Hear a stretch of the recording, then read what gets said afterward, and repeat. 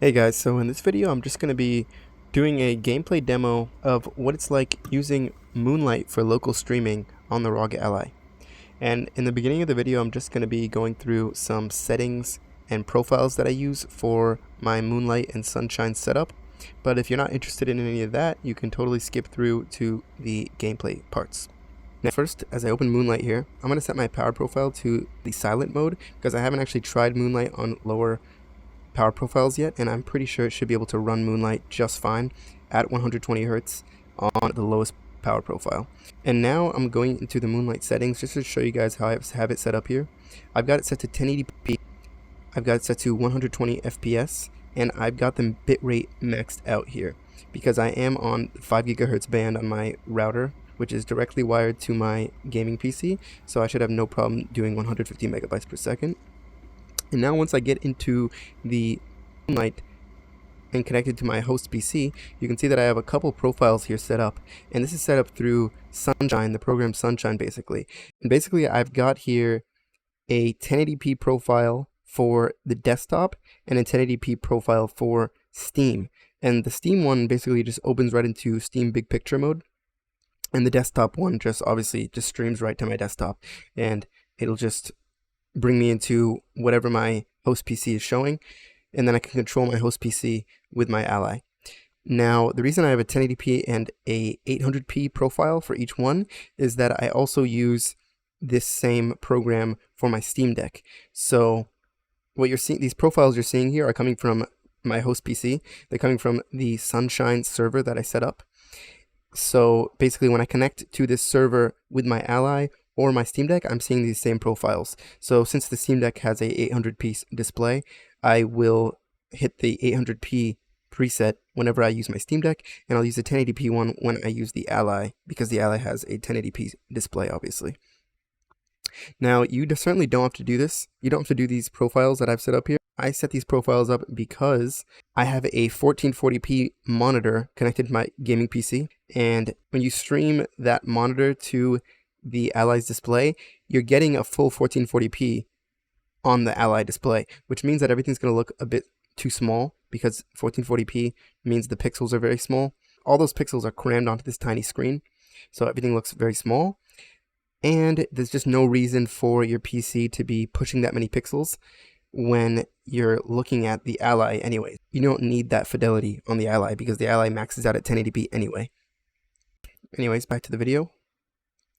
So I'm going to go right into Steam Big Picture mode here, just to show you the easiest use case of this local streaming.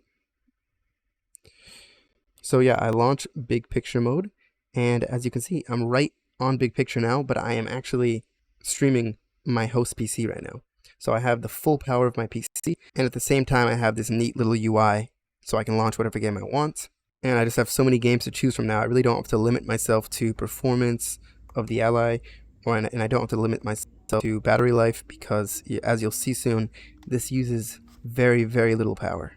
So I know I already played Borderlands 3 in one of my other videos, but it's just one of my favorite games, and I think it looks amazing at max settings. And my PC can run it at 120 Hz, which also looks awesome, and it shows up beautifully on the Ally display. But in the game settings, I've got everything here at just about at ultra. I just changed a couple things to my preference, but otherwise mostly at ultra settings. I think I am going to activate the motion blur on here just because I'm curious if it looks good. Some games actually have pretty good motion blur. And here we go. As you can see right now, I'm using only 6 watts for the APU running this streaming program, and the whole system is drawing less than 10 watts, which is pretty crazy. And if you do the math on that, with a 40 watt-hour battery, and we're only drawing 10 watts, we could get probably at least 4 hours of battery, which is pretty impressive. And I believe you might even be able to do this at lower power if you do a custom profile. I just haven't tried that yet, but right now I'm pretty happy with this. So this part of the game that I'm at is pretty boring, so I'm just going to play it for a very short time, and then we will move on to another game.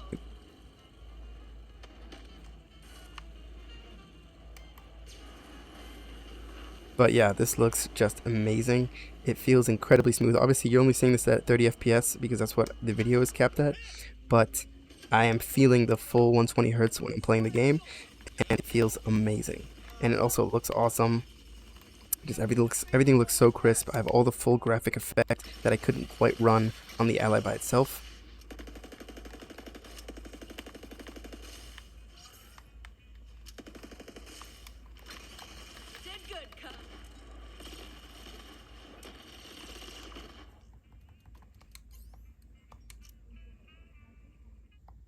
Okay. The next game will load up some Red Dead Redemption 2. I know a lot of people love this game, and it looks just incredible. This is my first time booting it up on my PC in a while, so it is going to run these scripts, installation scripts, but I'll skip through that real quick. Alright, now here we are in the game. Again, we are using only 7 watts for the APU and much less than 10 watts for the whole system, which is crazy. Temps are super low because the APU is barely being pushed, and the game just looks awesome. When I was playing this game, I did notice it looked a little bit...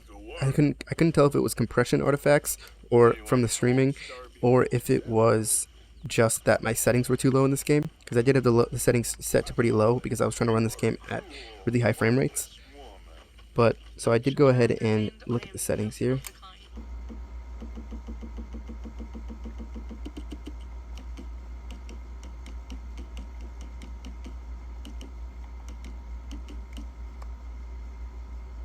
And now when I set everything to high settings, it does look a lot better. For some reason there was this glitch, but once I restarted the game, that glitch went away, and it looks phenomenal. It looks really great. So now we're back in the game, and I have everything on, I think, high to ultra settings, and it looks great. The FPS is a bit lower now because I do have the settings pretty high, but it looks amazing. Still 80 to 90 FPS is still pretty awesome to play this game at. But I did kind of want to see if I could get to that 120 Hertz to max out the Ally's display. So let's go ahead and see if we can change some settings here. Now we're a bit closer to 120, but not quite there. Maybe we can turn off a couple settings that don't matter quite as much. I'm not a big fan of ambient occlusion in most games, so I often turn that off. I decided to turn on DLSS because DLSS in this game looks pretty decent. So yeah, now we are basically locked at 120 FPS with DLSS. The DLSS looks really good in this game, especially on this display. And wow, this just feels so smooth. Now we're drawing a little over 10 watts, but that's still pretty great. Wow, I just can't stress how awesome this game looks on this display. So I'm just going to go through some gameplay on here. Feel free to skip through it or watch it. I'm just going to be cruel to some NPCs, as that's what I enjoy doing. Come take a look at this. Look at this, my friend. Tobacco. Nature's gift to us all. Focuses the mind like nothing else. Whatever you say. Well, I say, why buy it off the shelves when you can make your own?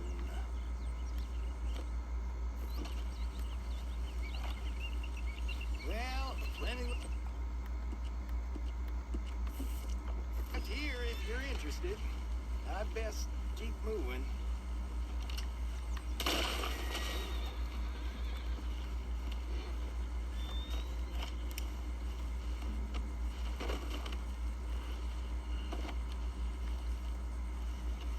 Yep.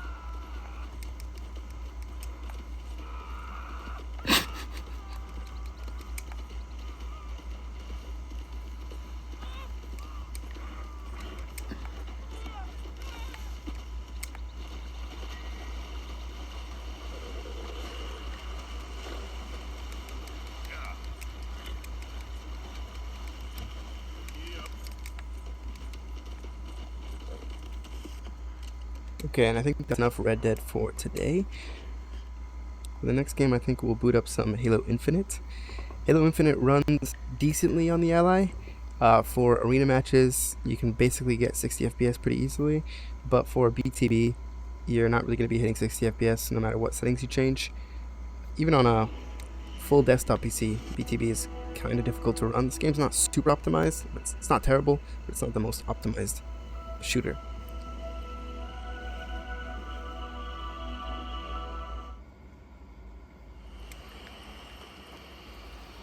Alright, so here we are in the game, and again we are locked to 120 FPS using very little amounts of power and super smooth. The gameplay is super smooth, feels amazing.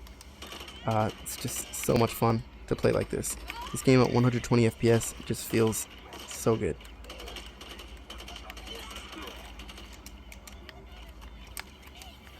Also, the campaign of this game is just really fun to mess around in. I could play this for hours.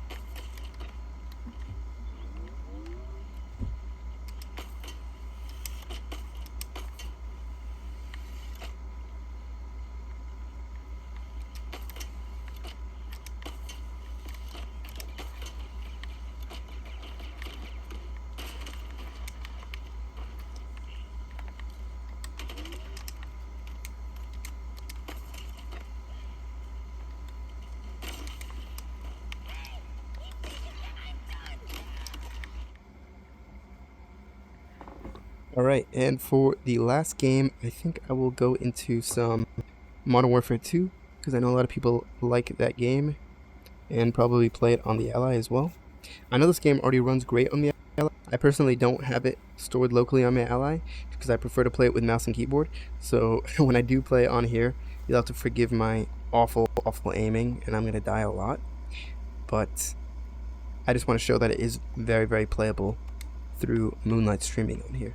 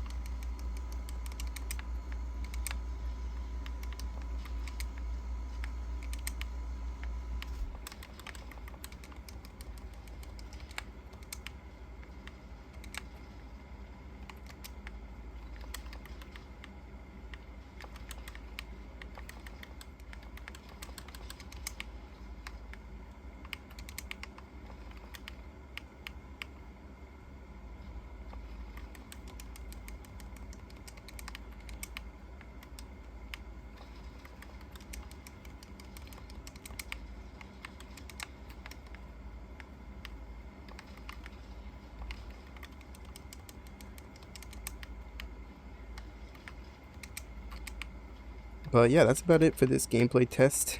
I'm going to go ahead and be a bad sport and back out of this game because I'm having an awful time. And once you're done basically playing a game on Moonlight, I usually use the shortcut where you press the start and select and the shoulder buttons at the same time to end the stream, and then you can disconnect from your desktop and close the program, and you are back to the Ally's windows. So yeah, that's about it for this video. I know I probably went through a lot here, and there might be some things that you don't understand. You can feel free to ask questions in the comments if you don't quite understand how to set up Moonlight. I would say that Moonlight is very easy to set up for the Ally on Windows. The Windows program is very easy to set up. I will quickly go through here how to get Moonlight on the Ally. I just type in Moonlight streaming into the Google search, and it'll bring you to the Moonlight website. And this Moonlight website will then bring you to the GitHub page where you can download Moonlight. So you want to go over to client downloads because your Ally is going to be the client, not the host. Your PC is the host. And now you're on the GitHub page. You just want to hit the Windows installer. You could also use the portable version if you want, and you'd want to use the 64-bit one. I personally just go with the installer, but there's nothing wrong with using the portable if you don't want to install something in your Ally. So that's going to be it for this video. I hope you got something out of this. I hope you saw how awesome local streaming is, and I will catch you in the next one.